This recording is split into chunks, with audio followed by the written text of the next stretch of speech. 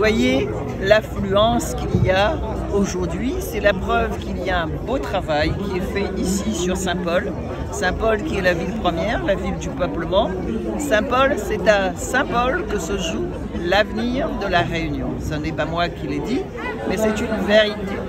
Et donc, nous voyons le dynamisme des Saint-Paulois et sans doute aussi l'approbation des Saint-Paulois face à la politique qui est menée ici dans la ville de Saint-Paul. Tout n'est évidemment pas fait.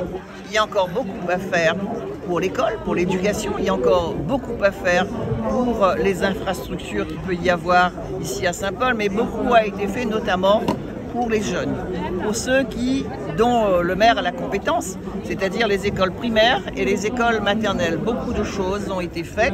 Vous voyez, par exemple, la cantine à 1 €. Et donc, moi, j'invite d'ailleurs d'autres collectivités à faire de même parce que gratuit, on ne peut pas mettre, mais à 1 € on peut mettre. Si on met gratuit, eh bien, on n'a pas l'aide de la Caisse des allocations familiales. Et donc, voyez aussi les infrastructures, il y a encore beaucoup à faire. Et donc, c'est pour cela que nous demandons aux Saint-Paulois d'avoir toute confiance en Emmanuel Séraphin, qui est un maire dynamique, qui prend en main aussi bien les hauts que les bas. Lorsque j'entends un certain nombre de personnes dire que rien n'est fait pour les hauts, mais il y a beaucoup de choses qui sont faites sur les hauts de Saint-Paul, l'entretien des écoles, les infrastructures qu'il y a dans les hauts. Il y a beaucoup à faire à Saint-Paul comme dans toutes les communes pour que l'on puisse construire plus, construire mieux. Et ça, c'est la volonté qui est exprimée par l'actuel maire de Saint-Paul. Et nous souhaitons tous qu'il demeure le maire de Saint-Paul. Et c'est pour cela qu'il y a un militantisme, un grand militantisme dans tous les quartiers, dans tous les bassins de vie de Saint-Paul pour que le maire de Saint-Paul actuel demeure le maire de Saint-Paul de demain. Non, mais il y en a un qui a peur et l'autre qui craint. Voyez-vous, tout ce temps pour se mettre d'accord, c'est quand même quelque chose qu'il y ait, et en même temps, il y a tous les mensonges qui sont déversés.